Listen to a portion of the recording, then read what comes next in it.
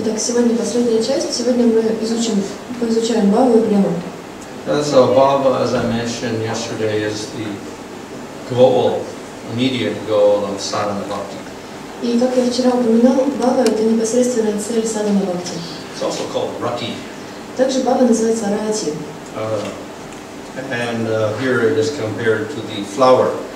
И здесь она сравнивается с цветком. Asakti was like the bud of the flower, and the open flower is bhava. Асакти сравнивается с почкой цветка, а бхава — это уже раскрывшийся цветок. So there is some similarity. То есть есть какое-то сходство. So this is the first manifestation of Satchidananda in the Lord. И это является первым проявлением Саччитананды Господа. So we begin the process of bhakti, but we don't have ananda in the beginning. We get some happiness from bhakti, but we don't call that ananda. То есть мы начинаем практиковать процесс бхакти, и вначале у нас нет ананды, есть какое-то счастье, но мы не можем назвать его анандой, блаженством. But as our sadhana increases, our attraction for Krishna, the bhakti increases in us, and the anarthas disappear, we come to the stage of bhava. At that stage, we call the happiness ananda. И по мере того, как наша практика прогрессирует, наша привязанность к Кришне увеличивается, анархи уменьшаются, и мы постепенно подходим к уровню бхавы. Of course, the reason is that Krishna appears within us at that time, actually. И причина этой ананде, этому блаженству в том, что Кришна действительно уже проявляется внутри. So previously we hear about Krishna, we chant Krishna's name, but with bhava stage, we actually are able to see Krishna. До этого мы слышали, что Кришна присутствует в своем имени, но на уровне бхавы мы можем испытать непосредственно его присутствие. In Asakti there was like a reflection of Krishna. На Асакте это было что-то подобие какого-то отражения Кришны. But in bhava we actually get Krishna. Но на уровне бхавы мы действительно можем видеть Кришну. Of course, even this is not the same as prema. Конечно, даже этот уровень это не то же самое, что према. So in Nectar of Devotion, Rupa Goswami describes bhava as one ray of the sun of prema. И в Нектаре преданности Рупа Госвами описывает бхаву как первый луч премы. Which means that the ananda and prema is even greater. The ananda and prema is greater than that in bhava. И что означает, что ананда на уровне премы гораздо более сильная, чем на уровне бхавы. And of course, it is also said that in bhava, the manifestation of the Lord is not constant. Maybe once, or maybe twice, or maybe a few times. И также говорится, что на уровне бхавы проявление Господа не происходит постоянно. То есть он может являться один, два или несколько раз. We see in the case of Narada Muni, he saw the Lord once. И как в случае с Нарада Муни, он видел Господа лишь единожды. And that was once for the rest of his life he saw the Lord. И на всю оставшуюся его жизнь он больше его не видел, то есть только один раз. So therefore, it's not a constant vision of the Lord in bhava stage. Поэтому на уровне бхавы нет постоянного созерцания Господа. But that vision of the Lord and that stage of bhava is such that ahankara, avidya, the very root of our material existence gets destroyed. Но вот это видение Господа на уровне бхавы так настолько сильное, что оно полностью искореняет наше невежество, наше аханкара, отождествление себя с телом.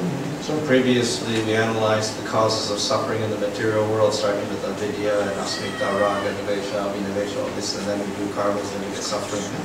И ранее мы обсуждали вот эти стадии развития невежества, то есть от авидьи, от невежества до кармы. So in the bhava stage, this is where the final avidya gets uprooted completely. Everything else, of course, after that is uprooted. И на уровне бхавы сам корень вот этой цепочки, авидья, он разрушается. Все остальное, естественно, тоже разрушается. And in this stage we get two qualities manifesting. И на этой стадии проявляются два качества. In sadhana bhakti we had two qualities. That was klesha and subhada, destruction of all the kleshas, and the manifestation of good qualities. И на уровне садхана бхакти также было два качества. Это клешавни и шубада, то есть устранение неблагоприятных вещей и появление благоприятных качеств. So bhava is described as sudurlabha, which means very difficult to attain. И бхава описывается характеристикой такой сублака, что означает, что ее очень трудно достичь. So one meaning of this is actually it's impossible to attain by anyone except a devotee. И одно из значений этого слова заключается в том, что ее невозможно достичь никому, кроме преданных.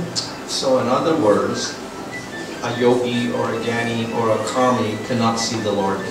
Другими словами, йоги, гьяни или карми не могут созерцать Господа. We hear in Brahma Samhita that the yogi may meditate for thousands of years, and ultimately maybe he gets a glimpse of the light from the toenail of Krishna. И в Брахма Самхите описывается, что йоги, может, тысячелетиями просто они могут медитировать на Господа и в конце концов получить лишь отблеск ногтя на большом пальце ноги Кришны. So to see Krishna and bring Krishna under one's control is very rare. It's only available to devotees. То есть это настолько трудно достичь эту бхавы, что это доступно только преданным. It's also rare in the sense that it's not all devotees that immediately get to see Krishna when they first start practicing bhakti or saying Hare Krishna once. No. И также еще значение заключается этого слова в том, что когда преданный начинает практиковать, он повторяет несколько раз Харе Кришна, это не означает, что он тут же достигнет бхавы. We have to go through a particular process called pure bhakti or uttama bhakti, and we go through bhajana, kriya, nartana, nritti, nishta, ruchi, and sakti. Then we get to bhava. Преданному необходимо пройти через чистый процесс садхана бхакти, уттама садхана бхакти, пройдя по этим ступеням бхажана крия, нартхана нрити, ништха, ручи и так далее, чтобы достичь бхавы. So it is rare for people in general, and it is rare for the devotees, since they have to go through a particular process to get that result. То есть бхава, она редка как для непреданных, так и для преданных, поскольку преданным нужно пройти через определенный процесс, чтобы прийти к этому результату. And the other quality is moksha lagu kriti, which means that one thinks of or regards liberation as very insignificant. И вторая характеристика это мокша лагу крити. Эта характеристика заключается в том, что преданный он смотрит на освобождение как что-то незначительное. So the reason for this manifesting in bhava stage is that we see Krishna. When we see Krishna, we experience Ananda. И причина этому в том, что когда на уровне бхавы мы созерцаем Кришну, мы видим это ананда, блаженство. And therefore, the bliss available through liberation is seen as useless. И поэтому блаженство, которое способно даровать освобождение, оно становится бесполезным. We have something greater than the bliss of liberation. Потому что есть что-то намного более величественное, чем блаженство, получаемое от освобождения. So this is a remarkable quality because the whole goal of jnanis and yogis is to get liberation. That's the final goal for them. И это на самом деле очень значительная характеристика, поскольку у гьяни и йогов цель именно в этом, именно в освобождении. It's their most important goal. Это их самая возвышенная и важная цель. And they strive for thousands of years to get liberation. Они стремятся просто тысячелетиями к этому освобождению. But the devotees say that's useless. А преданные, да, бесполезно это все. So this is a unique quality of bhava, that the devotee in bhava understands that liberation is nothing. И это уникальное качество бхавы, что преданный на уровне бхавы, он понимает, что освобождение ничего не стоит. So in the Nectar Devotion, actually, the 6 qualities that are mentioned at the beginning of Nectar Devotion, 6 qualities of bhakti, are considered to be unique to bhakti, special qualities of bhakti. И в нектаре преданности вначале перечисляется 6 качеств, 6 уникальных качеств, которые присущи бхакти. So in bhava, what is special is that no one except devotees can see Krishna. И бхаву отличает то, что никто уровень бхавы In bhava bhakti. в бхава бхакти есть такая особенность, что никто не может лицезреть Кришну, кроме преданных. And in bhava bhakti, we understand that liberation is completely useless. И на уровне бхава бхакти мы понимаем, что освобождение абсолютно ненужная вещь. So the bliss of liberation is the bliss of not having to take repeated birth and suffer old age, disease, death, karma, etc. Блаженство, которое дарует освобождение, заключается в том, что не нужно испытывать мук рождения, старости, болезни, смерти и так далее. So this is automatically accomplished by the devotee because, as it was said here, the last traces of avidya are destroyed in bhava. И этот же результат автоматически достигается преданным, поскольку, как было уже сказано, самый корень невежества уничтожается на уровне бхавы. So automatically the devotee attains the state of liberation also. Поэтому преданный также автоматически достигает этого уровня освобождения. But more than that, Krishna appears before him. He does not appear before the jnanis or the yogis. Но более того, перед ним появляется сам Кришна, что никак недоступно гьяни или йогам. So therefore the person of bhava can understand what liberation is, but he experiences greater bliss in seeing and serving Krishna. Поэтому преданный на уровне бхавы, он понимает, что такое освобождение, но он испытывает гораздо большее блаженство, созерцая Господа. So previously in talking about anarthas, I showed how they gradually are dissipated, and by the end of asakti, the karmas, the effects anarthas due to karmas was destroyed. И ранее я рассказывала о том, как постепенно невежество, анархи, они разрушаются, и к уровню асакти они практически полностью разрушены. And even before that, the anarthas due to bhakti itself, such as attachment to material things, that was destroyed. И даже на более ранних периодах, такие анархи, как привязанность к материальному, также они разрушаются. So the effect of aparad continues to disturb a devotee even in bhava stage. Но последствия аппарат, они продолжают причинять беспокойство преданным вплоть до уровня бхавы. So this is a slight problem. И это небольшая проблема на самом деле. So it's described that bhava is a stage of, ananda, etc. But at the same time, there's a little anartha, a little obstacle left. То есть, с одной стороны, бхава — это тот этап, та ступень, на которой трансцендентное блаженство есть, но при этом есть и немножко последствий этих аппаратов. And for that reason also, the experience is not so intense as in prema. И по этой причине, собственно, опыт счастья, опыт этого блаженства, он не столь интенсивный, как на уровне премы. So that is how we distinguish between bhava and prema. That is a little anartha, a little bit of something obstacle left. И именно вот это является разграничителем между бхавой и премой. То есть на уровне бхавы есть незначительные какие-то анархи вследствие аппаратов. But Krishna is so merciful that he's so eager for his devotee that even the devotee is not completely pure and still reveals himself. Но Кришна настолько милостив, что даже если преданный не полностью чист, он тем не менее являет себя. So that bhava is attractive to Krishna. It's not absolutely pure, but Krishna is very attractive, so he reveals himself. И бхава, она привлекает Кришну, хотя преданный не совсем чист, но тем не менее Кришна привлекается и открывает себя. And because the devotee sees Krishna, he becomes even more attractive to him. И поскольку преданный видит Кришну, он еще больше им привлекается. So at this stage, bhakti does not become it's not a practice anymore. И на этом этапе бхакти это уже не практика. Because we've seen the Lord, we have direct inspiration to serve the Lord. То есть, поскольку мы непосредственно видим Господа, у нас есть огромное вдохновение, чтобы служить Ему. And we're not trying to attain something else, we're just trying to serve the Lord and please Him. И мы уже не пытаемся обрести что-то иное. Мы просто видим Господа и хотим удовлетворить Его, служить Ему.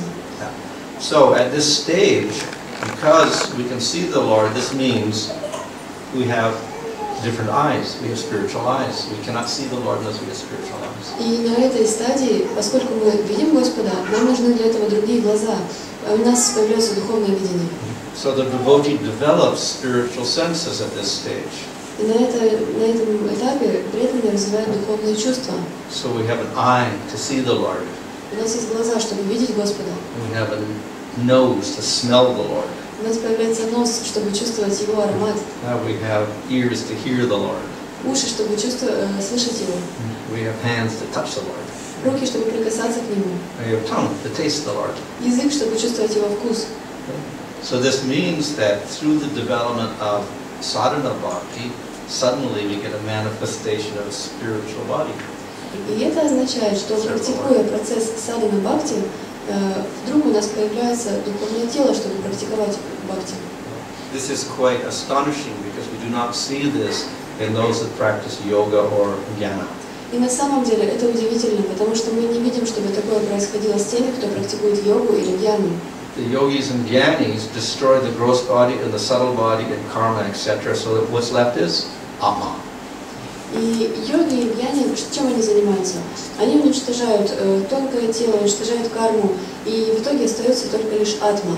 But it does not manifest hands, feet, eyes, because there's nothing to see and nothing to hear.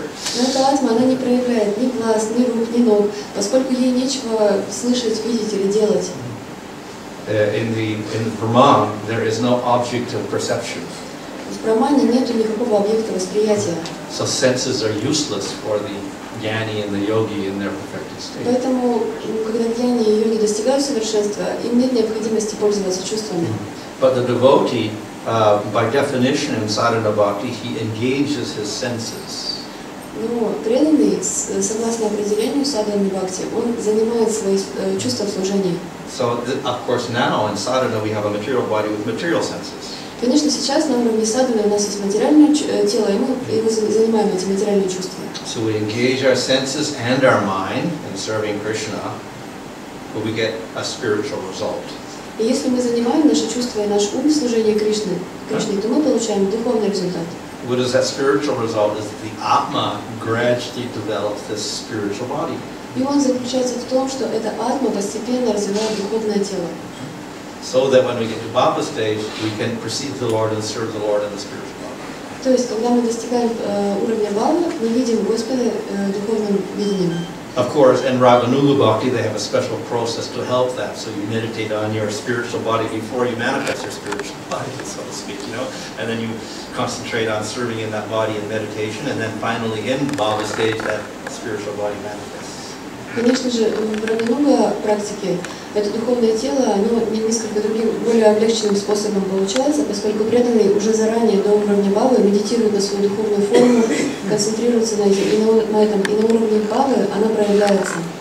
So actually in Raganuga Bhakti, where they meditate on their spiritual body, it's not their actual spiritual body at that point, it's a form that they use in sadhana, and the actual body develops in Bhava and prayer.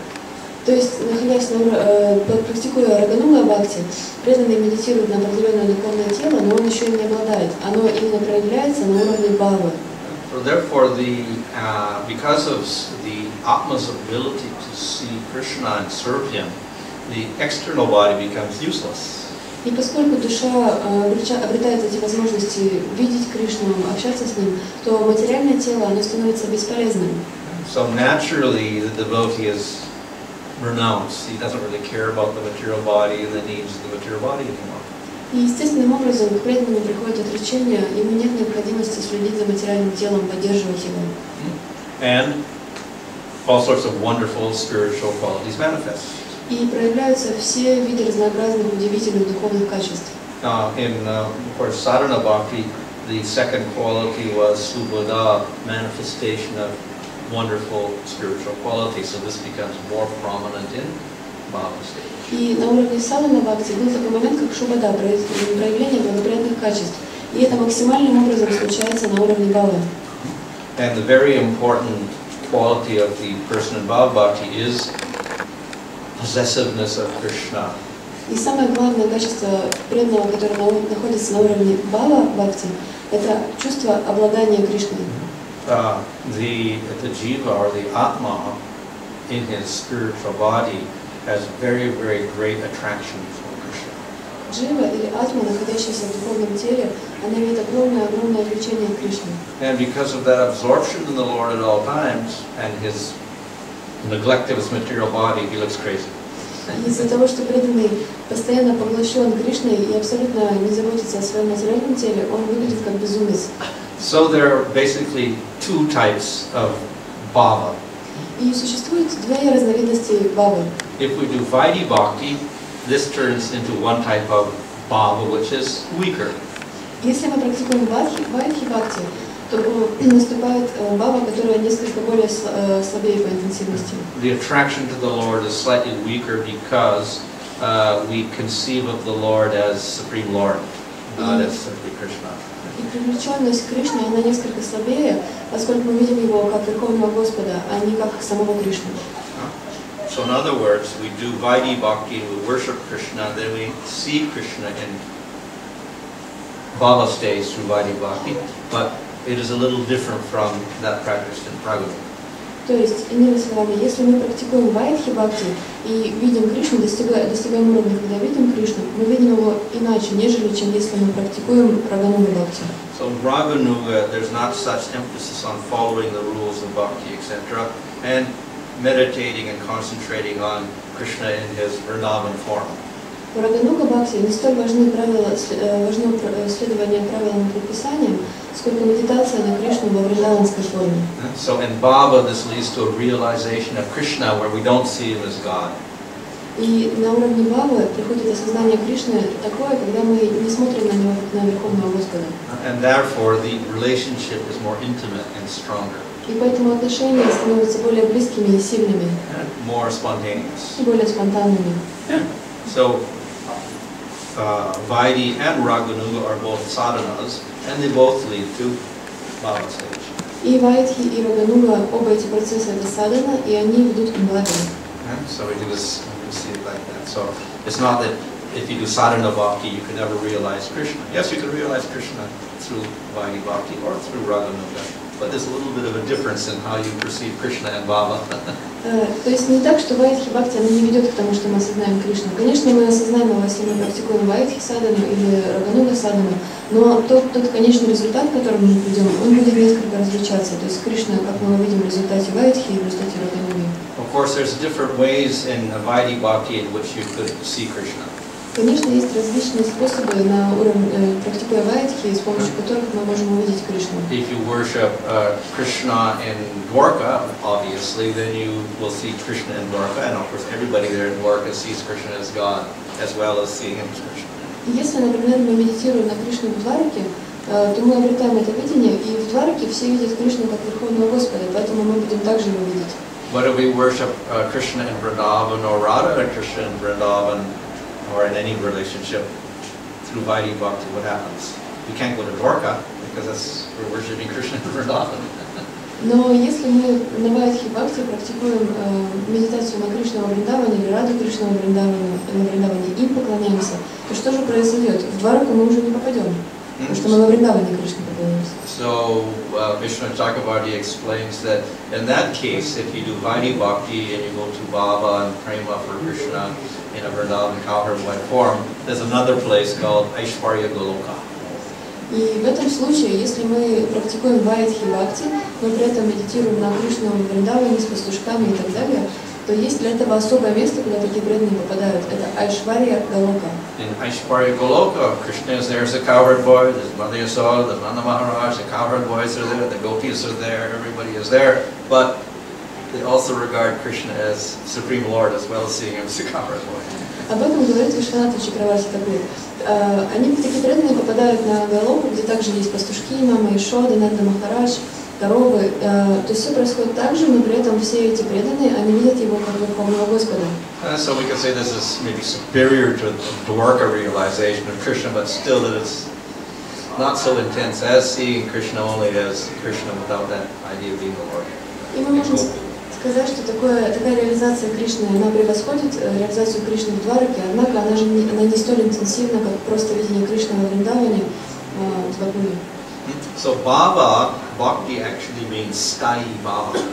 И Бхава Бхакти на самом деле означает Стхаи Бхаву. And so that means one's principal relationship with Krishna. Это означает осознание своих основных базовых отношений с Кришной. So this is a positive relationship of love. Это позитивное отношение любви. So it is called a bhava or a rati or a sthayi bhava. Это называется бхава или рати или стхаи бхава. So we get shanta sthayi bhava. Есть шанта стхаи бхава. Such as Kumars. Например, 4 кумаров. We get dasya or prita. Есть дася или прита. This is compared to grape juice. Grape juice. Это сравнивается с виноградным соком. Then we get, for Krishna, of course with Vishnu and others we don't get this, but with Krishna we get different relationships beyond dasya. So with Krishna we can get sakya. This is like sugar cane juice. И с Кришной далее, не с Вишну, потому что только с Кришной возможны дальнейшие отношения, возникает следующая раса, это следующая стая бава, это саки, которая подобна соку сахарного тростника. So there's a greater sweetness in that relationship. Имеется в виду, что в этих отношениях больше чувства сладости. With Krishna we can get Vatsalya relationship or stai bhava, it's like jackfruit juice. Maybe you don't know what a jackfruit is, but it's an Indian fruit. И с Кришной далее возможно также развить Ватсалия баву, которая подобна соку джакфрута. Может быть, вы не знаете, что это за фрукт, но он еще более сладкий, это индийский фрукт. And you can have Madhurya stai bhava, which is like mango juice. И Мадхурья стая бава подобна соку манго. So this is considered to be the sweetest of all. Поскольку это самый сладкий из всех этих плодов. So these are the stai bhavas. И вот такие стаи бава. Now the stai bhava mixes with the other elements, that is the vibhava, the sattvika bhava, the anubhava, and the vyabhachari bhava, and that creates rasa. So then we get Madhurya rasa, Shanta rasa, etc. So there's a real little distinction between the stai bhava and rasa. И стая бава, она может смешиваться с другими элементами, такими как бава, сатвика бава, вичари бава и так далее. И тогда уже, когда они смешиваются, появляется раса. And then we get the rasas coming out of that. И вот указаны здесь компоненты расы, из чего она состоит. So this is a little explanation of the different elements, the anubhavas, etc. Это небольшое объяснение компонентов этих. So the mixture finally produces the rasas. И вот эта смесь в конечном итоге приводит к появлению расы. So we get Shanta rasa, etc. Different rasas. Есть вот эти расы, шанта раса и так далее. Put these colors here because in the Nectar of Devotion, the Rupa Goswami said each rasa has a color, and it's supposed to be colored inside that. И эти цвета указаны, поскольку в Вишванатха Чакраварти Такур Мадхурья Кадамбини говорит, что есть у разных рас разные цвета.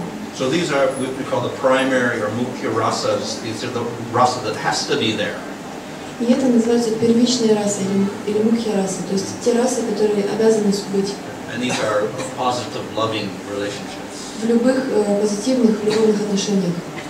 Then we get secondary relationships also. They're called rasas when they mix with the vibhavas, everything together. Также есть вторичные расы, вторичные отношения, которые появляются, когда смешиваются эти вибхавы и так далее.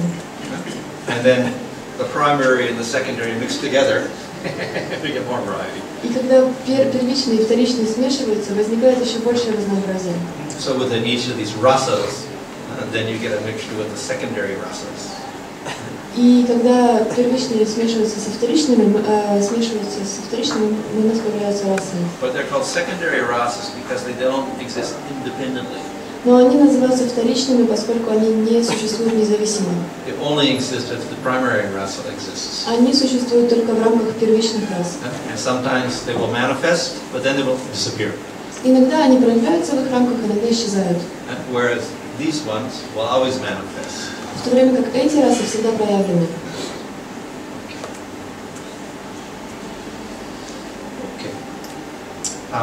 So actually all the forms of the Lord, whether it's like Nrsimhadev, Brahma, Vamana, Varaha, they're all Bhagavan, they're all rasa.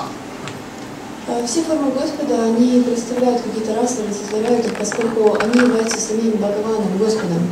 But as the Nectar of Devotion first verse describes, Krishna is the personification of rasa. He is Akila Rasamrita Murti, the very form of all rasas completely. Но, как описывает нектар преданности, в самом первом своем стихе, Кришна — это источник всех рас, Акхила Расамрита Мурти. Just as the ocean is the personification of all water. Это океан, олицетворение океана всей воды. So though Rupa Goswami wrote the Nectar of Devotion, calling it Bhakti Rasamrita Sindhu, ultimately he concentrates on Krishna.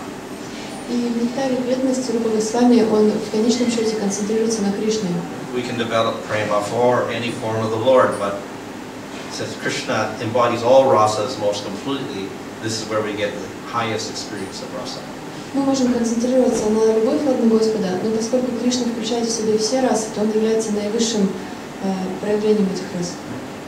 Though rasa manifests in bhava, again, it is a preliminary taste. It's not the complete thing. И хотя раса и появляется на уровне бава, это опять же такой начальный вкус, это еще не полностью раскрывшийся вкус.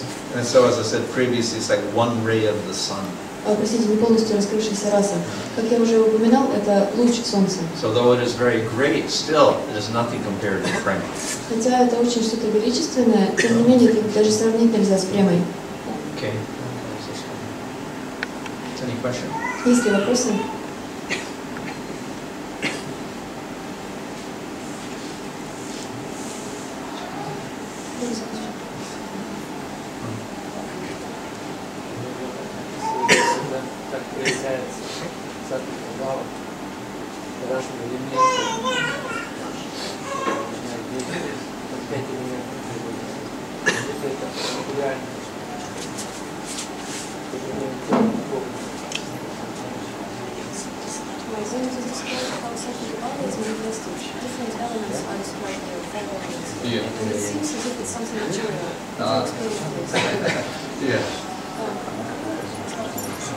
Иногда, когда описывается саттвика бхава, описывается, как она проявляется, описываются различные элементы.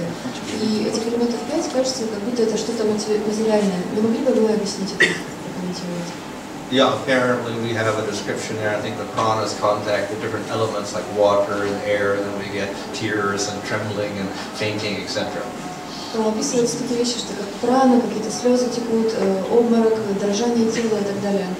This may come from maybe borrowed from the theory of material rasa by Bharat Muni and others. Это может быть позаимствовано из теории материальной расы, как Бхарат Муни. And generally they have not all the five primary rasas, some of the five primary rasas, and they have all the secondary rasas. И в основном у них там есть 5 основных рас и какие-то еще косвенные расы. So they have the sattvika bhavas, anubhavas, vyabhachari bhavas, etc. У них также есть саттвика бхава, вьябчари бхава и так далее. So that may be a description from, that which is material actually. It's for material plays and dramas and things like that. They're analyzing rasa. То есть, возможно, это взято из этих материальных описаний рас, которые используются для каких-то материальных описаний драмы каких-то и так далее. However, we can transpose all of this into the spiritual world and say there's a spiritual water, there's a spiritual air, spiritual pranas, etc. So there are obviously bodies there, and the bodies seem to have different, effects like crying, etc. So we can say that they would have a semblance, which is something like the material prana, something like the material elements, but it's spiritual. И мы можем перенести эти элементы в духовную реальность. Там тоже есть духовная вода, духовные слезы и так далее. И мы можем понять, что это как соотносится с духовным, и что это тоже может проявляться. Just like in the Upanishads, it says there's no sun and there's no moon in the spiritual world. В Упанишадах, например, говорится, что в духовном мире там нет ни луны, ни солнца. But we see Krishna goes out at night and full moon and has Rasa Leela, so where's there's a moon there? Но мы видим же, что Кришна выходит на Расалилу ночью, там есть луна, полная луна, значит она существует. And we talk about the moonlight face of Krishna, whatever like this. И мы говорим о том, что лицо Кришны, что он вдалеки, то есть есть луна. So we get spiritual equivalence. То есть есть подобное такое духовное какое-то равенство. We even get spiritual devatas. So we get, we have these different devatas like Brahma and Shiva and Indra, etc. in the material world. So in the spiritual world we also get them. For Leela, they're there. То есть как есть духовные вот эта вариация, также есть и духовные какие-то полубоги для лил, которые нужны, там Брахма и так далее. But they have spiritual bodies. Но они находятся в духовных телах, они преданные.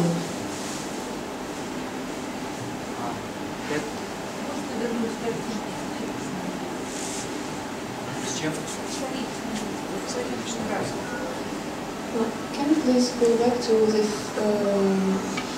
picture with secondary rasas?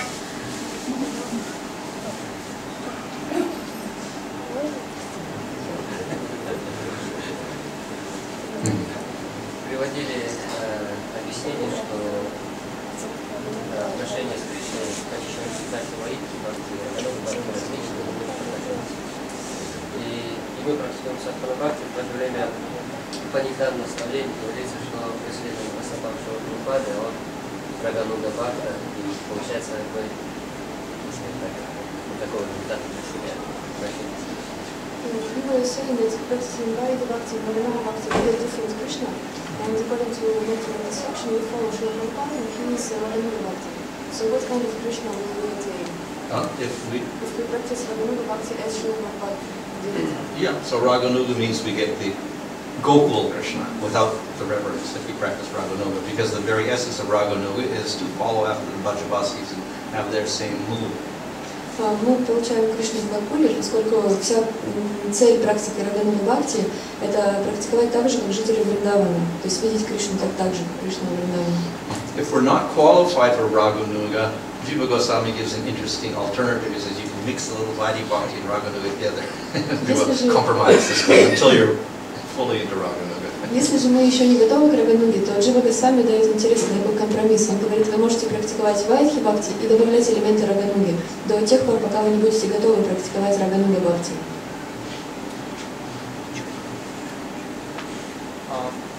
На уровне бхавы преданный, он знает науку о расах, он ведет, то есть себя в соответствии с правилом смешения различных элементов рас.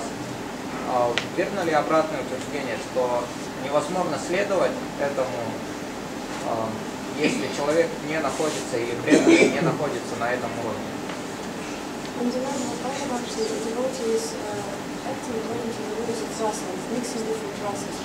Is the opposite statement false, that not having attained this level, the person cannot spontaneously, cannot act according to the rules of races? If he doesn't have the Bhava platform. If he doesn't have the Bhava platform. If he hasn't attained Bhava, he cannot Well, obviously we don't experience rasa until Bhava, even then it is nothing compared to prema. So how we can have rasa before that, I don't understand. We are not able to follow the rules of rasa if we are not at that stage. Yeah. And so when we are learning about different components of rasa, we are unable to follow. We can't follow anyway, they're just there for our information. They manifest automatically in the Bhava stage due to our practice in sadhana. That's all. Вопрос заключался в том, что если мы еще не достигли уровня бхавы, но мы знаем эти правила, можем ли мы вести себя в соответствии с ними, с правилами расы, сочетаемости и так далее, смешения рас. И ответ в том, что если мы не достигли этого уровня, то мы не сможем это в любом случае делать, поскольку это проявляется позже. So by worshipping in sadhana bhakti, we go through the different stages, and then we get to bhava, so that worship turns into bhava at a certain stage. То есть поклонение Кришне на уровне садханы в определенный момент приводит к поклонению ему на уровне бхавы. And then rasa begins to manifest. И тогда раса начинает проявляться. So there's no practice of rasa as such, but what we can do is we can aspire for a certain type of relationship with Krishna and cultivate that. And think of Krishna in that way when we chant our rounds, etc. Как таковой практики именно расы ее не существует. Однако мы можем медитировать на какую-то форму Кришны, думать о нем, когда мы воспеваем. When this becomes more systematic, it becomes Raganuga Bhakti. И когда это более переходит на систематический уровень, это превращается в Рагануга Бхакти. In one sense, we can say, in general, the Gaudiya Sampradaya and even ISKCON, we have, even at the very basic stages, we have elements of Raganuga because we're saying Krishna is the supreme entity, Radha Krishna is supreme form, etc. Then we have the 10th canto of Bhagavatam. Bhagavatam is our main scripture, and we enjoy hearing the pastimes of Krishna. So these are elements that are part of Raganuga, and when you start listening to that more and more, aspiring for a certain relationship, then it becomes Raganuga. И в ИСККОН в целом мы можем сказать, что у нас есть это Рагануга, поскольку с самого начала мы слышим, что Кришна – это Верховная Личность Бога, Рада Кришна – это Высшая Истина. У нас есть 10-я песня Шримад Бхагаватам, которая, по сути, это полностью Рагануга. Мы слушаем о Кришне и привлекаемся им. Поэтому в своей практике мы включаем элементы Рагануги.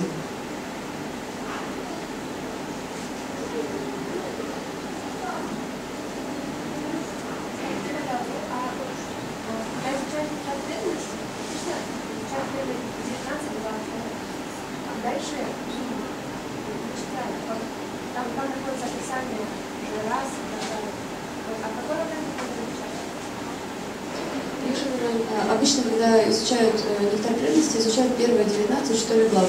И поскольку там описываются далее уже более сокровенные вещи, когда же нужно это изучать?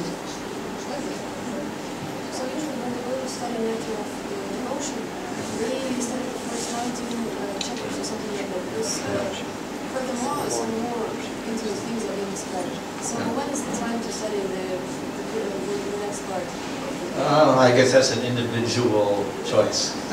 Полагаю, что это индивидуальный выбор. But we should have some idea of what the goal is. Конечно, у нас должно быть какое-то представление о том, что является нашей конечной целью. So in the first chapters there, the first section there, the eastern section, the last chapter is Prema, but it's only like 2 pages long. It's very short. И в первом разделе в Восточном океане там описывается према, но это описание всего на пару страниц. That's because the rest of the book is all about Prema. И это потому, что вся остальная часть книги описывает прему, часть книги описывает прему. So by going through the rest of the book very quickly, we can at least understand in general the whole idea of who is Krishna, what his different rasas are, and what the taste in those rasas is, and what are the different activities in those rasas. И если мы быстренько пройдем остальную часть книги, у нас появится общее представление об этих расах, о том, кто такой Кришна, какие у него отношения с преданными и так далее.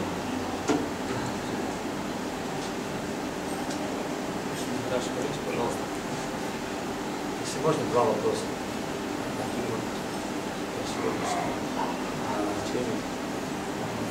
Говорили о том, что можно достичь. То есть мы идем другими путями, смотря каков наш уровень. Это Затем либо Рагануга Бхакти.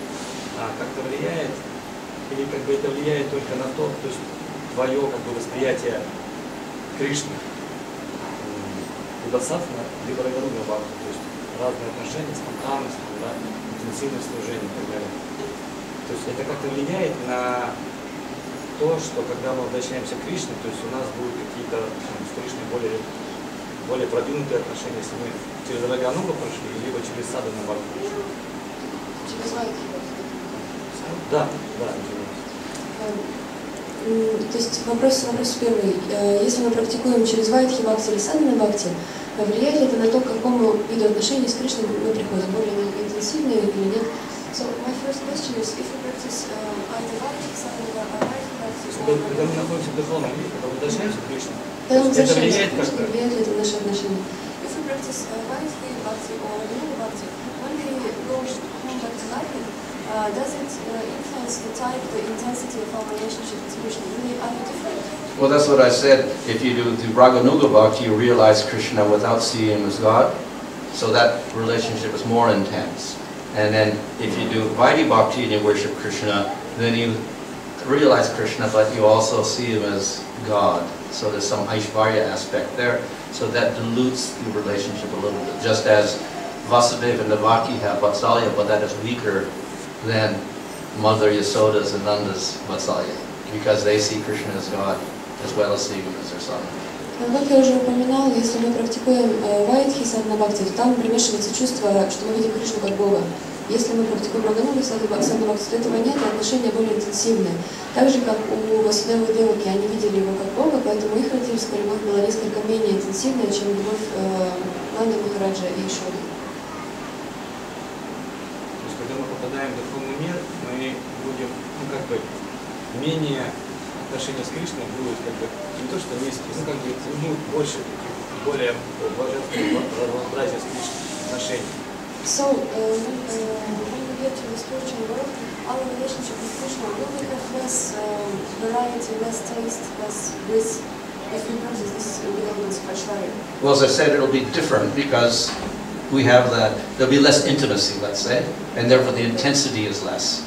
So that is why we see the people that we consider Dwarka as Purna, Mathura as Purnatara, and Vrindavan as Krishna is Purnatama, because in Vrindavan nobody sees Krishna as God, so the prema is very, very intense because that Aishwarya aspect is not there, whereas in Mathura and Dwarka it becomes more and more, so therefore a little bit less intense. Still, there's more intense than the other forms of the Lord. Из-за того, что есть вот эта Aishwarya, отношения менее близкие, поэтому менее интенсивные. Как мы видим, в Мадхурье, в Двараке там действует больше этих элементов Aishwarya, поэтому они менее интенсивные. Но тем не менее, со всеми формами Господа в любом случае отношения это замечательно. еще, вот мы сейчас сказали о том, что на стадии бхавы мы можем уже медитировать на свою сварупу в духовном мире.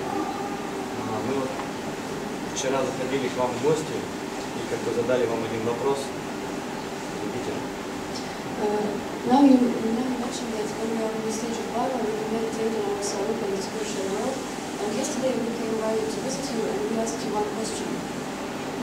О том, каким образом душа попала сюда из духовного мира в материальный мир. So we asked the question about how the soul got from the spiritual world here to the material world. И вы как бы сказали, что вы привели Дживу Госвами и Шри Ишопанишад, как бы их мнение об этом вопросе, да, который мы задали. Вы помните его? Could you give us the opinion of Jiva Goswami and Shri Ишопанишад on this point?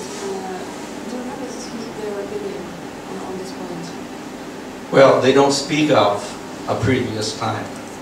They only speak of your attainment now. We start here, we go there, finish. Они не говорят о том, что было раньше, они говорят о нашем состоянии сейчас. То есть мы начинаем здесь и идем туда. Все, конец.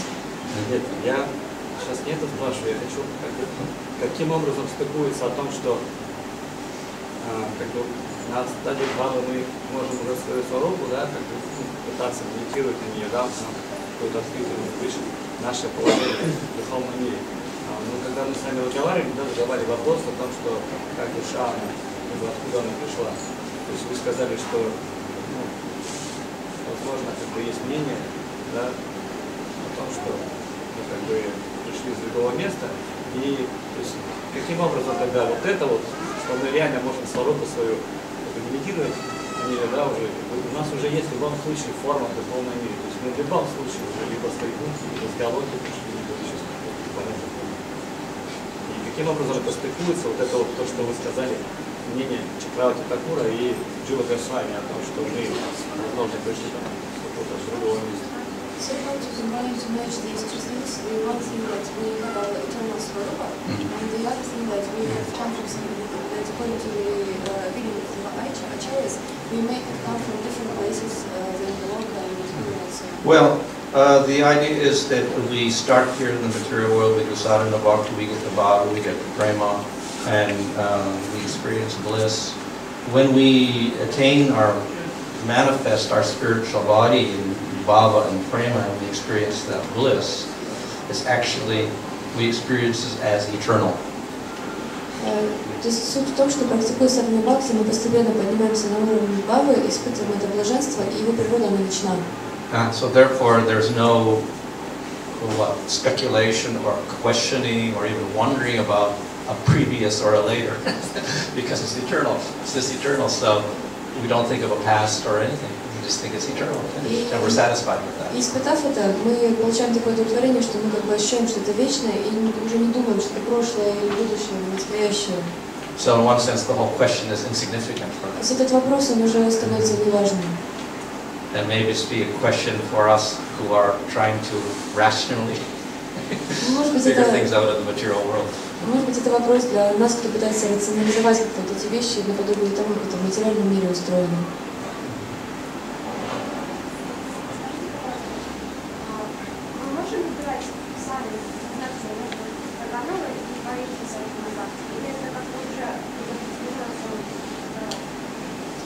Скажите, пожалуйста, можем ли мы выбирать между Рагануга Бхакти и Вайдхи Бхакти, или это как-то уже предопределено?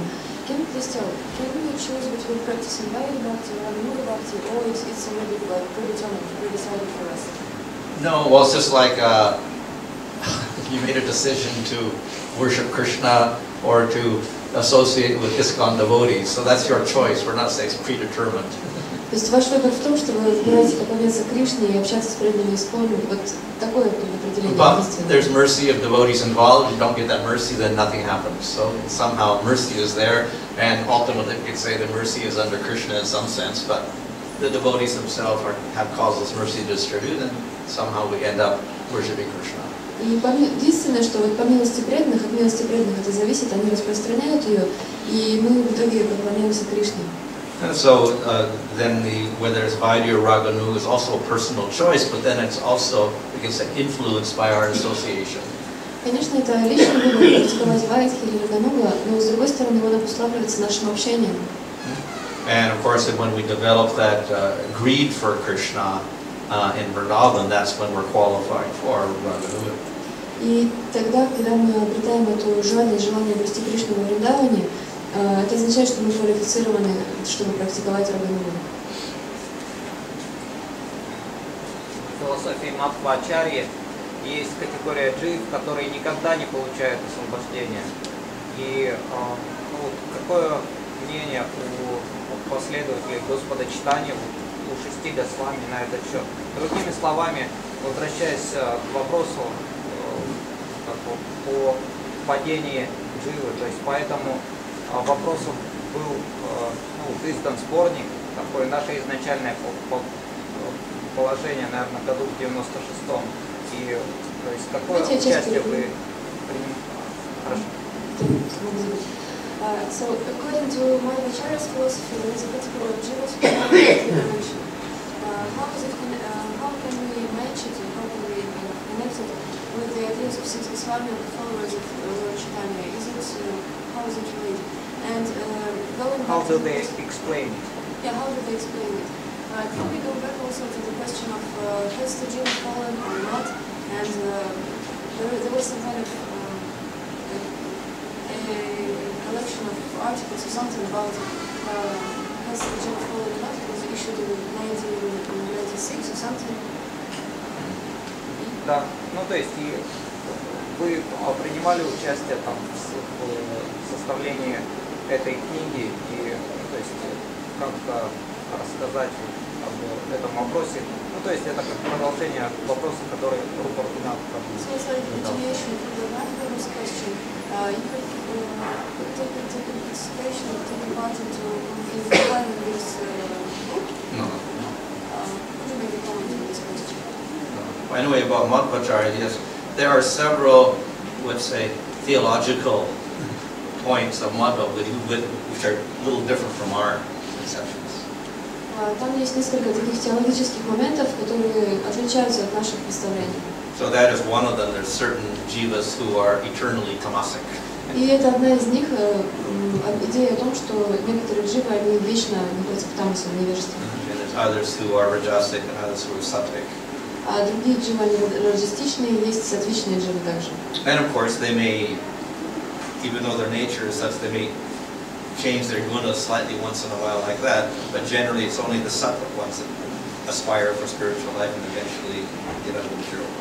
И он говорит о том, что дживы постепенно как-то могут свою природу менять очень медленно. В основном только сатвичные дживы, они могут достигать освобождения, практиковать и так далее. His defense of that position is that he quotes from Bhagavad Gita, the chapters on the gunas. So he says those gunas are permanent in the jiva. И он подтверждает свою философию цитатами из Бхагавад-гиты, из 13 главы, где описываются гуны, и 14 главы, где описываются гуны, что дживы, вот они обусловлены ими. As for the question of Paula, it's a big question, so I really can't get into it here. So. То есть это большой, на самом деле, вопрос, и сейчас мы не будем в него погружаться. Ваше Святейшество, могли бы прокомментировать, на слайдах были Рагануга и Вайдхи Бхакти, и там шло слово Удха, Бхава, Према, Садхана. Вот это вот Удха что значит? Your Holiness, could you comment please? On the slides there was the scheme of Vaidhi Bhakti and Raganuga Bhakti, and there was the word Udha. Udha, what shows? Bhava, Prema. That means arising from. So the Bhava which arises from Vaidhi or Sadhana Bhakti. Удха означает возникающее из, то есть бхава, возникающее из садханы или из садхана бхакти. So in other words, sadhana leads to bhava, but it can be of two results, but we don't call bhava sadhana. So it comes from Vaidhi sadhana or Raganuga sadhana, then we get the result, which is То есть, другими словами, это бхава, которая происходит из Вайдхи садханы или из Рагануги садханы, происходящая из. Okay, I think we should go on to Prema now. Okay, сейчас к преме перейдем. This is the last section, the 8th chapter of the book. Это последняя заключительная часть, 8 глава книги. So prema is compared to the fruit. That's the final result of this whole tree of bhakti, is the fruit. И према сравнивается с плодом. Это конечный результат бхакти. So if you cultivate a plant, but you don't have that goal of producing a fruit, then maybe you're not going to get the fruit. Если вы, например, растите какое-то растение, но при этом не преследуете цель получить плод этого растения, может быть, вы его не получите. Or if you cultivate the plant, and instead of cultivating it to get a mango fruit, you cultivate it to get a cherry or an apple, then you may not get a mango as a result. Если вы что-то выращиваете, но и хотите при этом получить манго, но растите, например, яблоню или вишню, то вы тоже его не получите. So therefore, we do have to know something about prema. As I said, there's different types of prema, and all that prema actually depends on the type of sadhana we do. If we worship Vishnu, we get one type of prema. If we worship Nrsimhadev, we get a different type of prema. If we worship Krishna, we get a different type of prema. And in Krishna, then there's all these different rasas also. So depending on our sadhana, then we get different results. И как я уже сказала, что нам нужно понимать, какая именно према, практикуя садхану, какой премы мы хотим достичь, поскольку према существует различных видов. С Нарисимхадевом она может проявляться одним образом, с Вишну другим образом, с Кришной третьим образом. В зависимости от нашей садханы может возникнуть различная према. So in prema, actually everything is manifested: the leaves, the buds, the flowers, and the fruit. И на уровне премы одновременно проявлены листья, почки, цветы и сам плод. What this means is that the effects and the activities of these different stages are all manifested in prema. In other words, we never give anything up. И другими словами, это означает, что все те действия, все те результаты, которые были проявлены на предыдущих стадиях, мы от них не отказываемся, они все сохраняются. So previously I mentioned that in sadhana two qualities were manifested. That was Teshani and Subhada. И ранее я упоминал, что на уровне садханы присутствуют два качества – Кришагни и Шубада. And then in Bhava we have Sudurlabha and Moksha Vagukriti. На Бхаве Судурлаба и Мокша Лавукрити. So those continue in perfect form. Все это продолжает существовать уже на стадии совершенства. And the activities we do in sadhana, hearing, chanting, remembering, and all these different activities, they continue in Bhava, they continue in Prema. И вся эта деятельность, которой мы занимаемся на уровне садханы, воспевания, слушания и так далее, это продолжается на уровне премы. Now the two special qualities in Prema are concentrated bliss or sandrananda. И есть особенное качество на уровне премы, два их также.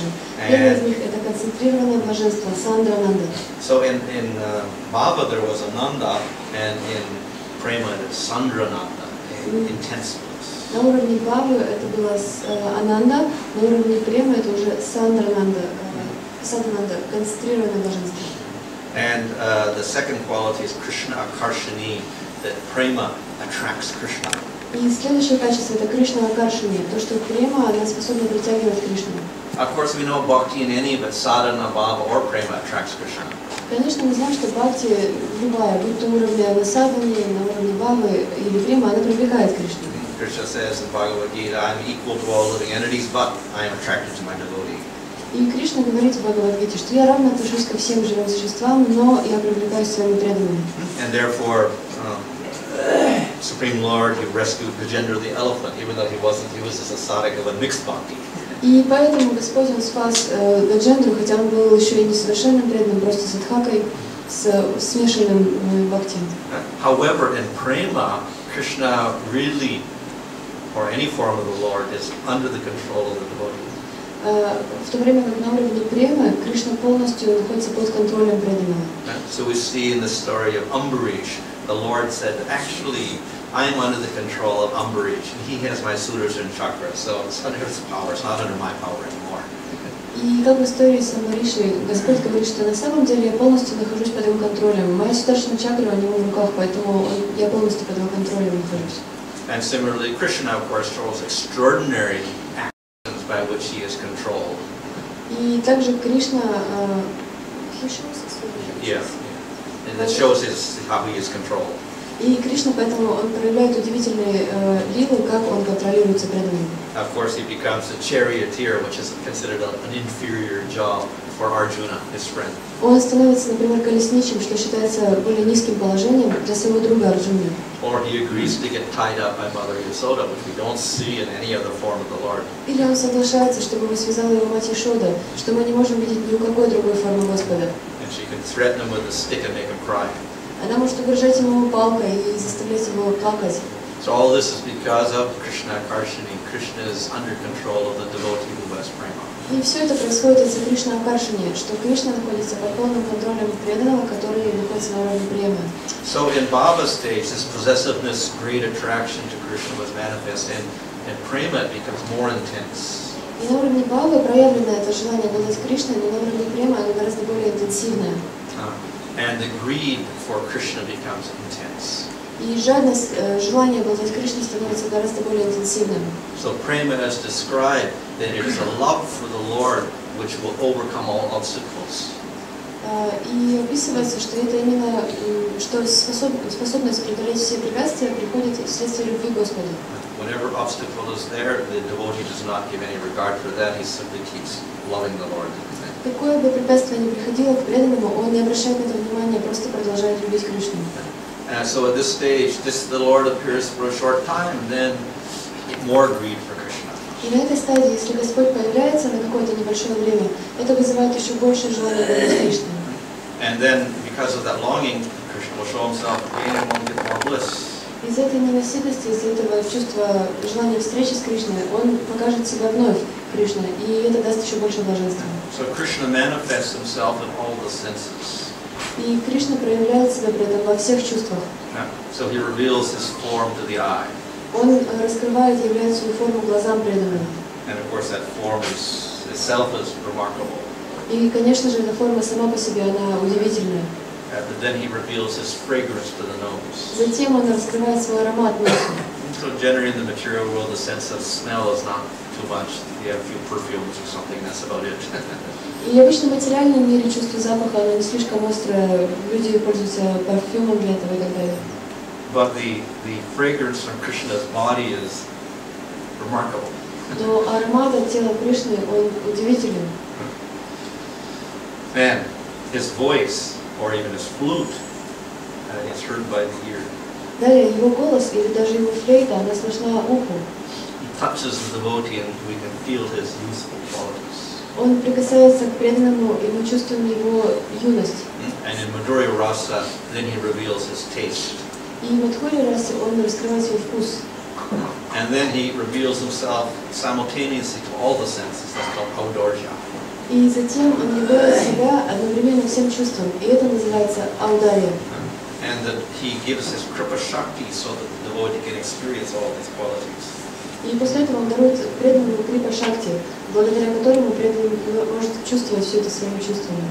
So in this way, the devotee gets the high cycle bliss. И благодаря этому преданный получает возможность испытать высочайшее блаженство. So there are two aspects of prema: meeting when we see Krishna and associate with him, and when he separates. И два аспекта према — это встреча, когда преданный видит Кришну, и разлука после этого. So that happens in the spiritual world in different pastimes. И это случается в духовном мире в различных играх. In the material world, it will happen that Krishna appears before us, and then suddenly he'll disappear. В материальном мире Кришна является перед нами, потом внезапно исчезает. And when the Lord disappears, then the devotee feels great pain. И когда Господь исчезает, преданный чувствует огромную боль. But that pain is not material pain. И эта боль, она не является материальной. This is the pain felt in separation. Это боль от разлуки. And so eventually, this devotee, he has a material body, and he has his spiritual body operating within it. Eventually, he just gives up that material body and enters into the spiritual world. И у преданного есть материальное тело, внутри которого действует духовное тело, и в конце концов он оставляет это материальное тело и уходит в своем духовном теле в материальный мир. So, Духовный мир, простите. of course, there are different scenarios described for that also. Конечно, есть разные сценарии, описывающие это. One is that one will go to a material world where Krishna is having his pastimes, and then be born there and enter into the pastimes there, and then after that go into the spiritual. Один из вариантов заключается в том, что после оставления тела таким образом преданный попадает на земные игры, где Кришна проявлен, и он там какое-то время присутствует. После этого уже по духу. So we have this verse here, which is actually from the Nectar of Devotion, that describes these different stages. И здесь есть стих, который из нектара преданности, который описывает различные стадии. And we go through these different stages, and gradually the plant of bhakti manifests leaves, then buds, flowers, and finally fruit. И по мере продвижения по этим стадиям преданный развивает это семя бхакти. Сначала это возникают листья, затем почки, цветы и уже фрукты, плоды. So after that, we got the fruit prema, but actually there's more stages. И после того, как мы получаем плод премы, на самом деле после этого существуют и дальнейшие стадии. And these develop according to the particular rasa. И они развиваются в соответствии с конкретной расой преданного. In other words, dasya rasa will have only a few stages, sakya rasa will go a little higher, vatsalya rasa goes higher, and then Madhurya rasa goes to the highest stages. В дасе расе есть несколько еще стадий. В сакхи расе их больше, в ватсале расе также еще больше стадий дальше идет. В Мадхурья расе также они увеличиваются. So one stage is called sneha, which literally means affection. Одна из них называется снеха, что означает любовная привязанность. So this is a more intense stage of prema, and the heart melts. Это означает более интенсивная стадия према, когда сердце преданного плавится. And one cannot tolerate a moment's separation from the Lord. На этой стадии невозможно терпеть даже мгновение разлуки с Господом. In some devotees, those particularly with Madhurya rasa, they have something called man. И у некоторых преданных, которые особенно находятся в Мадхурья расе, есть мана. It means pride or anger. Это означает гордость или гнев. So this manifests and it gives a different color to the prema. И она придает различные оттенки и цвета преме. So we see sometimes the gopis become angry with Krishna Иногда мы видим, как гопи злятся на Кришну. and they refuse to see him. Они отказываются видеть его. So this is a particular aspect of Madhurya rasa. И вот тут такой аспект конкретно Мадхурья расы.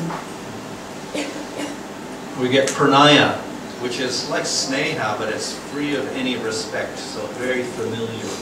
Есть также праная, которая похожа на снеку, но при этом она лишена какого-либо чувства уважения, такая фамильярность здесь присутствует. And then we get raga, which is a higher stage, more intense stage. Более интенсивная ступень – это рага. So even though one may be suffering, simply by seeing Krishna, one develops great bliss. Хотя человек может испытывать страдания, просто когда он видит Кришну, он тут же испытывает величайшее блаженство. So the devotee is willing to do anything for Krishna's pleasure, even give up his life. И на этой стадии преданный готов сделать все, что угодно для Кришны, даже расстаться с жизнью. So some of the devotees in Sakya Rasa periodically have this, but they said that Yasoda is continually in Raga stage. И говорится, что некоторые преданные всякие расы могут испытывать рагу, но постоянно ее испытывает Ешода. Anuraga. This is manifest in Madhurya Rasa. Анурага проявлена в Мадхурья расе. And this means this ever fresh. The love keeps getting newer and newer and newer all the time. Это означает вечно новое. Любовь постоянно обновляется. And then we get Mahabhava, the highest stage of all. И затем у нас есть Махабхава, это величайшая стадия из всех вышеупомянутых. And this is only experienced in some of the gopis. Ее могут испытывать лишь некоторые из гопи. That means Radha and her immediate group. Это Радха и ее ближайшие приближенные. So that's a very, very exalted stage. То есть это очень-очень-очень возвышенная стадия. So, as long as we have the material body, these higher stages generally cannot manifest. И пока у нас сохраняется материальное тело, эти высшие стадии для нас невозможны. And for that reason, generally we say, okay, the goal is prema. И поэтому мы говорим обычно, что нужно добраться до премы, что это наша высочайшая цель. But in the spiritual world, then, no one is capable of going to these higher stages. Но в духовном мире человек лично способна испытывать эти высшие стадии. But we will also know that these higher stages involve the different rasas, higher rasa, sakya rasa, vatsalya rasa, and madhurya rasa. Также мы знаем, что эти более возвышенные стадии, они связаны с расами, с различными. Сакья, ватсалия, мадхурья и так далее. And generally, these are only available for the worshippers of Krishna.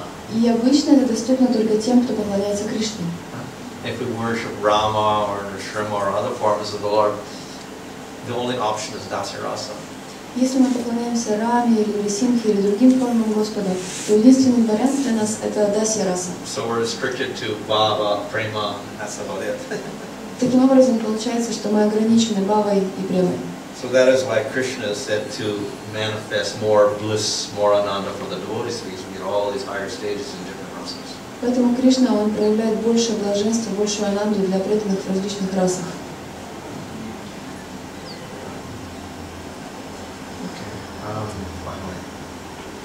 So,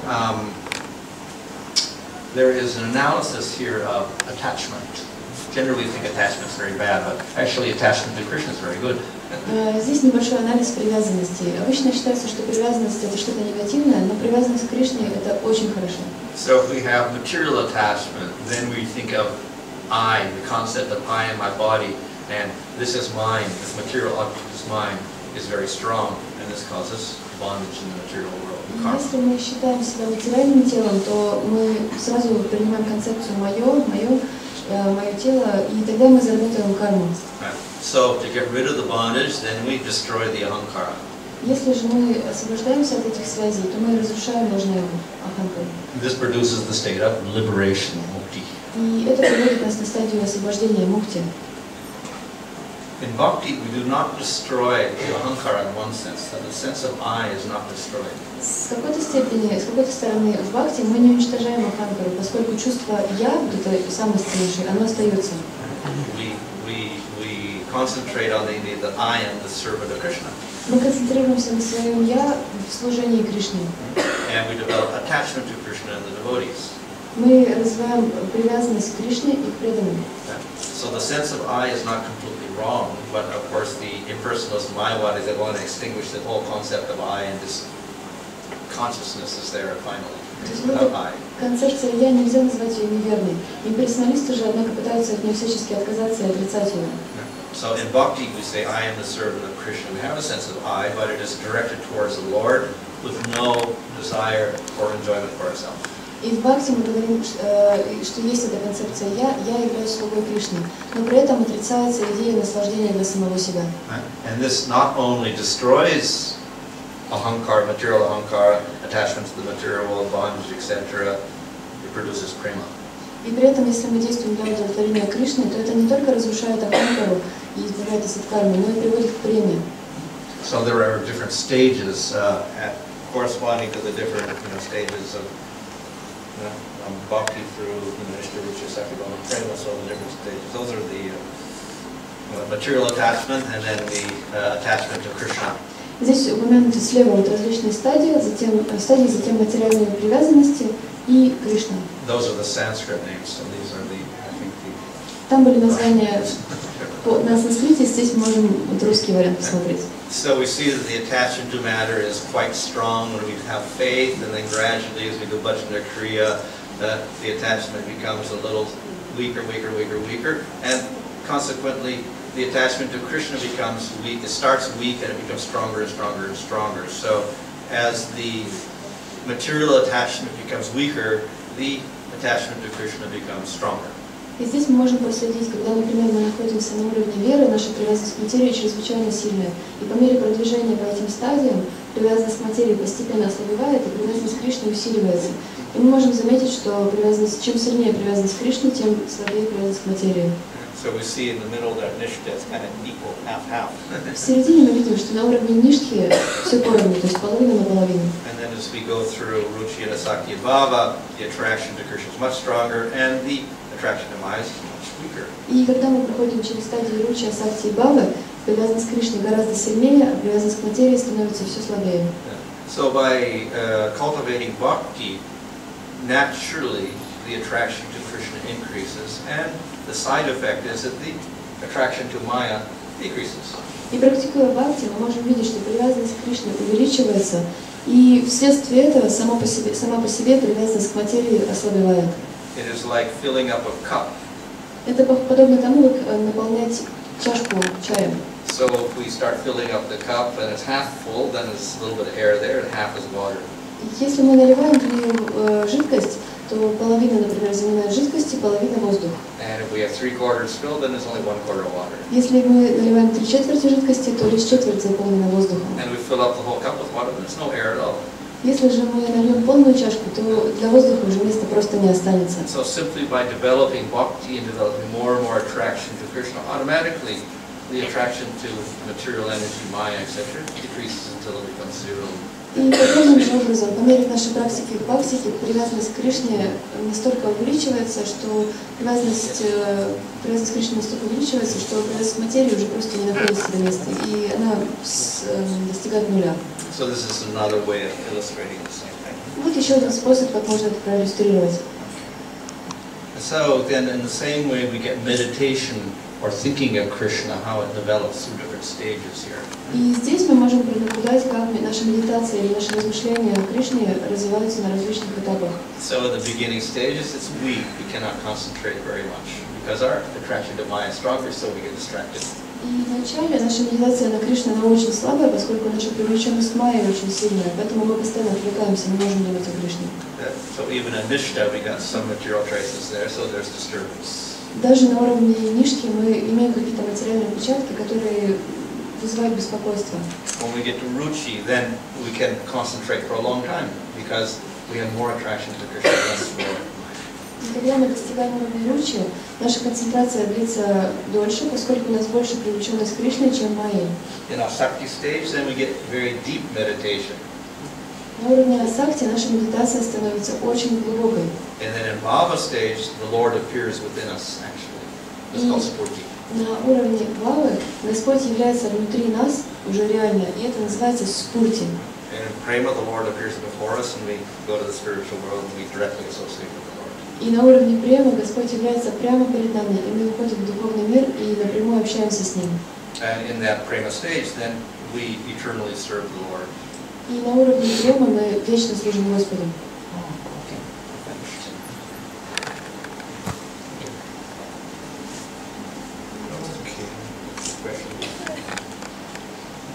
На уровне Вишки говорили, что материальная привязанность и духовная привязанность 50-60.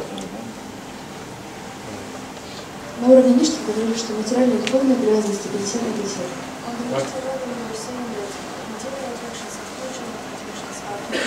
That's like Nishta stage. Как возможно быть устойчивым, если половина материальной привязанности, половина духовной? How is it possible to be stable if half of the attachment is material and half is spiritual? Well, ultimately, it's not so stable. It's more stable than before that. Where we have more attraction for material energy and less for Krishna. So obviously, we have more of a struggle. В конечном счете это не такое уж и устойчивое положение, по крайней мере более устойчивое, чем до этого. Оно будет еще более устойчивым, когда привязанность к Кришне будет больше. We can say that the beginning of Nishta is when it's equal, and then as you go through Nishta, you get more attraction and less for Maya. So that becomes more stable. Мы можем сказать, что начало Нишки это тогда 50 на 50. И по мере того, как мы растают, Нишка увеличивается и наступает следующий этап.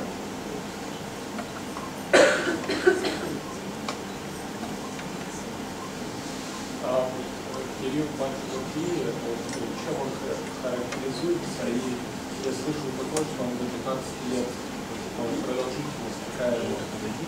Чем характеризуется период Баджана Крии? Я слышал, что он может продолжаться до 15 лет. What are typical characteristics of Bhajana Kriya period? I've heard that it may last for 15 years. Well, Bhajana Kriya actually goes on forever. На самом деле оно вечно продолжается. Even in the spiritual world. Даже в духовном мире. But then we can say that everything is Bhajana Kriya and Anartha Vritti all the way into Bhava stage, and then of course Bhajana Kriya continues because it's eternal, Bhakti is eternal, so it continues. So. Мы можем сказать, что Баджана Крия и Анартха Ниврити, они продолжаются до уровня Премы, до уровня Бхавы, и Баджана Крия продолжается дальше, поскольку в духовном мире также мы вечно служим, это вечный процесс. But we start dividing up those stages according to the amount of Anarthas removed, so Anartha Vritti leads to the Bhajana Kriya and Anartha Vritti, then we get Nishta, so the Bhajana Kriya reaches a stage where the Anarthas are less, and then less and less and less.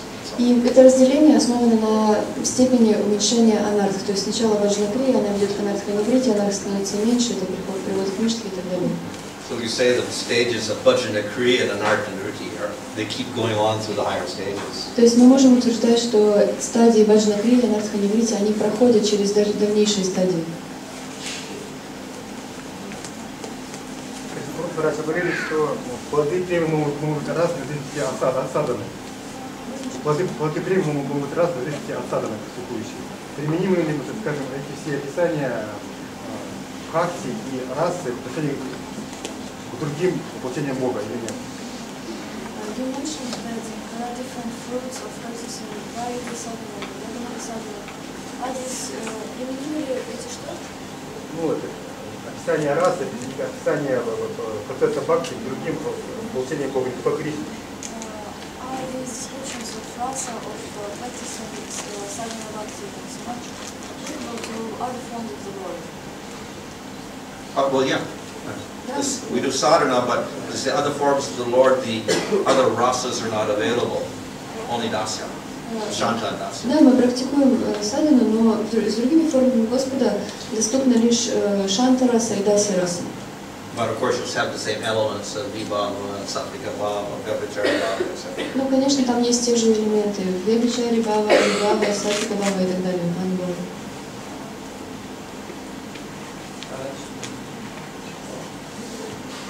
Если там аналогия вот этой схемы с восьмиступенчатой аштангой, допустим, анарха-ниврити, может быть, это дхарана или... Just for just is there an analogy of this scheme, of these stages of bhakti to the yoga stages, like, for example, something with dharana or something like that? Like some stage of bhakti of this... Oh, to the 8 stages, you mean? Like yama, niyama, asana, not really. But we can say the stages of meditation, definitely they can be somewhat. There's a more detailed thing on meditation, I think, in some other works also. There's smriti and anusmriti and like this, different stages, and you get to samadhi and then seeing the Lord, etc. So anarha-nivritti, we might say that correspond to some anarha-nivritti or something. I think it's probably better to correlate stages after that with meditation, which may start anytime, of course. With those meditation stages with different stages in like Pratyahara, Dharana, Dhyana, and Samadhi. Some correlation there. Скорее всего нет, какое-то соответствие есть, начиная с этапов, которые начинаются с медитации, дхарана, пратихара и так далее. But generally devotees doing sadhana bhakti would not do the meditation aspect probably until ruchi stage or something like that. Maybe before the smaranas, as far as they go, because their minds are so unsteady. Обычно люди, которые занимаются садхана бхакти, они не будут практиковать медитацию до уровня ручи, поскольку их ум нестабилен, то есть им нужно смарана пранатарана.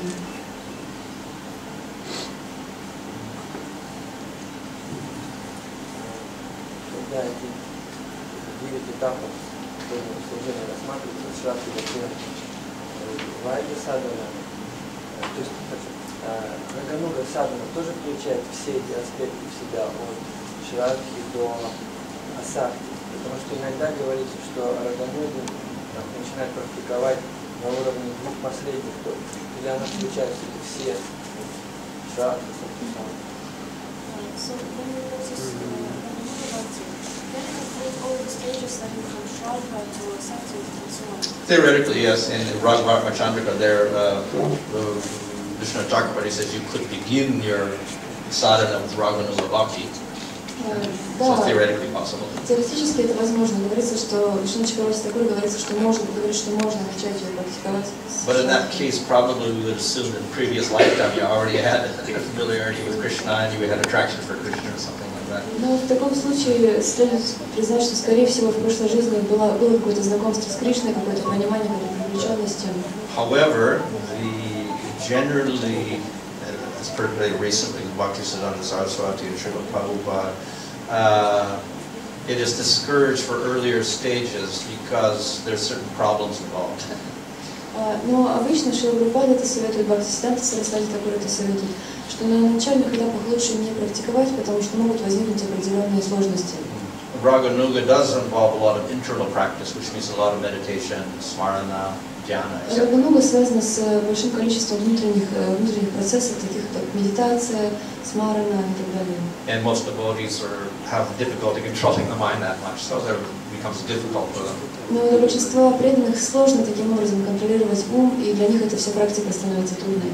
Whereas if one has developed a ruchi or a sakti, then automatically one has so much attraction, it's not difficult to concentrate the mind, so it will be much easier. Если преданный уже развил ручи или асакти, то для него гораздо проще концентрировать ум на Кришне и практиковать это. So generally it's encouraged in later stages. Поэтому чаще всего это происходит на более поздних этапах.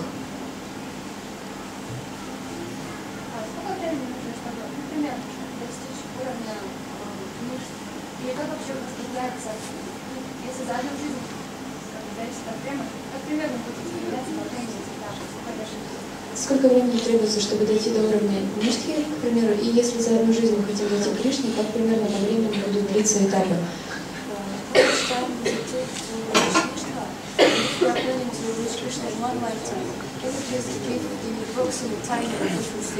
Oh, I don't think there's any particular time period. It would depend on the intensity of desire that a devotee has in his progress, that's all.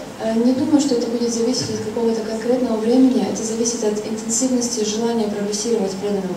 We see Dhruva was so eager to get a kingdom that he did very intense sadhana, and he saw Supreme Lord when he was a little boy. So. Друва Махарадж очень хотел сильно получить царство, поэтому он с большим рвением совершал садхану, которая позволила быстро увидеть Господа. But generally the acharyas indicate that it may take several lifetimes. Но в основном ачарьи указывают, что это может занять несколько жизней. So we see that Narada Muni, even by the end of his lifetime, he got bhava. И мы видим, что поэтому Нарада Муни к концу своей жизни он достиг только бхавы. Or Bharat Maharaj, he got bhava, he fell down, then he became a deer, then he got prema when he became Jat Maharaj. И, например, Бхарата Махарадж, он достиг премы, затем он пал, стал оленем, затем он достиг бабы, он пал, стал оленем, и затем уже позже получил прему.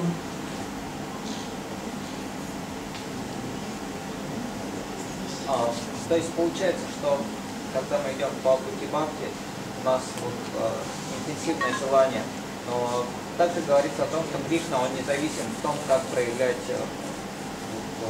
кому давать прему. Получается, что мы хотим чего-то от Кришны получить, то есть это желание,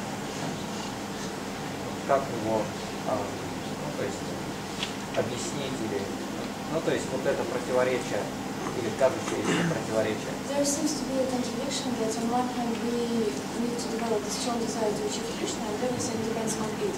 On the other hand, Krishna says that he may give himself or he may not reveal himself. So how to solve this? Well, generally, if we do have that strong bhakti, then Krishna gives himself. So that's why it says in prema, Krishna is under the control of the devotee. Обычно говорится, что если у преданного есть сильное желание, то Кришна является собой. Поэтому на уровне премы есть такая характеристика Кришна Каршини, что Кришна зависит от своих преданных. Before that, he may not give himself completely. So to Narada Muni, he showed himself once. До этого он может себя полностью не являть, поэтому Нарада Муни, например, не явился лишь раз. Nevertheless, even for even the people doing sadhana bhakti, the Lord is very merciful. Даже к тем, кто занимается садханой бхакти, Господь очень милостив. But we may not understand how His mercy is operating also. Мы также можем не понимать, как действует эта милость. But He reveals Himself in bhava, but it may be infrequent. In prema, then He is under the control of the devotee. Он открывает себя на уровне бхавы, но на уровне према он находится под контролем своих преданных. Еще, в продолжение, Шри Прабхупада видел это движение ИСККОН то есть на какой процесс рассчитан, на какой уровень преданности, то есть. То есть Шри Прабхупада говорил о том, что это движение ИСККОН для Мадхьяма Адхикари. То есть вот что это означает, если смотреть по лестнице, ступени бхакти. Шрила Прабхупада говорил, что ИСККОН это для Мадхьяма Адхикари. И что это означает, если смотреть по лестнице бхакти? Шри Прабхупада mentioned that ИСККОN is commanding the devotees. What does it mean in terms of this, so to speak, ladder of this stages of bhakti? Madhyama? Yeah, this statement of Shri Prabhupada, Okay. ISKCON is commanding, how is it related to this scheme of the stages of bhakti? Well, when he says Madhyama, that would mean that he's not a Kanishta, and a Kanishta is defined as he doesn't associate with devotees, he doesn't have knowledge of scripture, etc. So obviously in ISKCON we associate with devotees and we get knowledge of scripture because some of the scriptures are available. Шри Прабхупада имел в виду, что это преданные должны быть не канишки. Канишки — это те, кто не общаются с преданными и не имеют представления о Священном Писании. Здесь же мы общаемся с преданными и изучаем Священное Писание. So in terms of the stages, everywhere from Sraddha, Vajnakriya, Anarthana Vritti, Nishta, maybe Madhyamas even go into Ruchi and Asakti. И что касается этих этапов, то мадхамы, начиная с Шрада, может быть, даже его Ручи до Асакти имеют место. So we cover most of the stages. То есть они, мадхамы Адхикари, занимают большую из этих часть этапов. Большую часть из этих этапов.